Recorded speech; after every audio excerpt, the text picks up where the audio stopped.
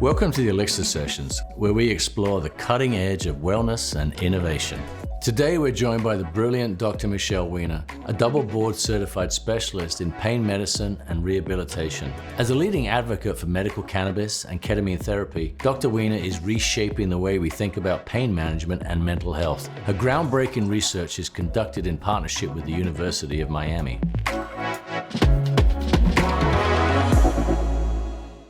Hi, Dr. Weiner.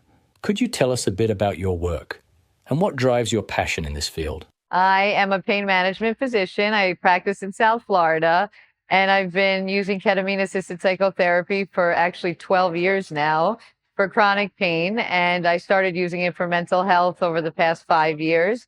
I was very big in the cannabis industry in Florida, trying to help people get off opioids, and I really want people to try to live their best life by naturally using their own bodies to allow them to heal themselves and using less pharmaceuticals and synthetics. In what ways does your work help people find relief and reduce their suffering? Well, I will say that one of the main reasons I have a personal story, my grandma actually passed away from a fall that was from using a medicine called tramadol, which was an opioid. And it has become my mission to help people reduce their opioids and medications so that they have less complications. And so that really started me using these other alternatives. Now, suffering is really interesting because the part of the brain that registers suffering is called the salience network.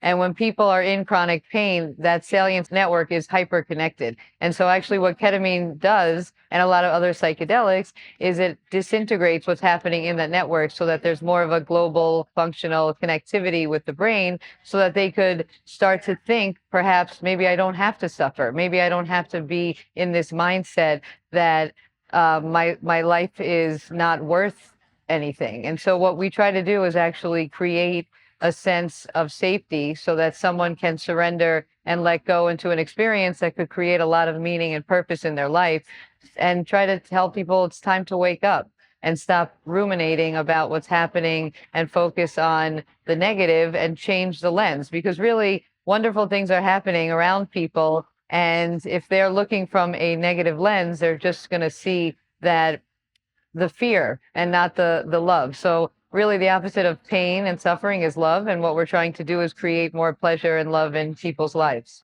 How do you ensure that your treatments, especially with cannabis and ketamine, are safe for your patients? Safety is key. And that's from the therapeutic alliance, which means the relationship that the person has with their therapist, their coach, their physician, and the medicine. So they have to be prepared to know what's about to happen, which means we have to explain to them what dissociation feels like, that we're creating the space for them to have this time out from their thoughts and from the pain that's happening in their body.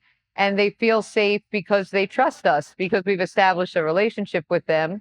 And trust is really very important prior to having a session, and also so that we're there at the end of the session. They don't want to have this, life-changing, meaning-making experience and have no one there to help pick up these pieces and then integrate it into their lives. So preparation is key and integration is key, but really having a safe container where someone feels that they can surrender into the session is really extremely important. What kinds of transformations do people typically experience when undergoing ketamine therapy? The thing I find with ketamine is it creates this short-term window of neuroplasticity where they can start to think and feel different, and then hopefully their behavior is consistent with how their change in thoughts and feelings are occurring. And ketamine, unfortunately, requires a few sessions because the half-life is so short. And usually we do it twice a week for 3 weeks. And then some require maintenance, especially if we're dealing with a chronic pain or treatment-resistant depression. Other psychedelics have longer-lasting neuroplastic windows, and I think that has a lot of benefit. More of these downstream effects can continue to work. However, I think it's really the mindset the person has going in the sense that they're going to be more aware of different things that happen to them throughout the next few weeks of their lives that they may be able to connect with in a different way. And so I think it's really getting to the root of who that person is, the sense of self, and allowing them to connect with themselves so that they feel that they're in alignment. A lot of people are living misaligned right now because of judgments and fear. And so really the container allows them to feel safe, but then they need their home environment to also support what we're doing, which, it really becomes what I say is a biopsychosocial model. We're looking at the body, we're looking at their mindset, and then socially what's going on in their environment, their family, their culture. When someone is truly in alignment, what does that feel like from your perspective? I actually know what that feels like because, I would say that I struggled because I'm gay. I struggled coming out for a long time. And I know what it feels like to not be in alignment because I felt in my heart that I have a love for a woman that perhaps I couldn't express. And that was my first understanding of feeling misaligned because I knew in my heart what felt right for me, but I had too much fear and judgment from others that I couldn't really live the life that I knew was for me.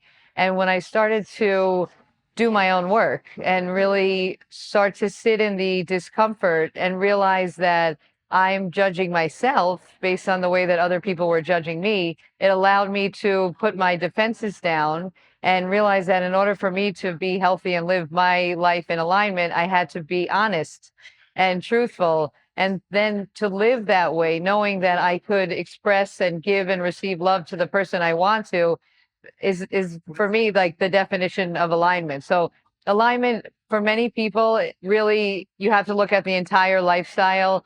If they're sleeping enough, if they're moving their body, if they're eating well, if they have social connection, if they have some type of mindfulness or meditation, breathwork practice, and then a growth mindset. Where are they going in their lives and what is holding them back? What are their limiting beliefs and what's on the other side of fear? So all of these things we address in the process of psychedelic assisted therapy. Dr. Michelle Weiner's work is at the forefront of alternative medicine. Her dedication to exploring new pathways for healing is paving the way for better patient care. Thank you, Dr. Weiner, for your wisdom and groundbreaking insights. See you on the next Elixir session, where we uncover unconventional wellness leaders doing amazing things.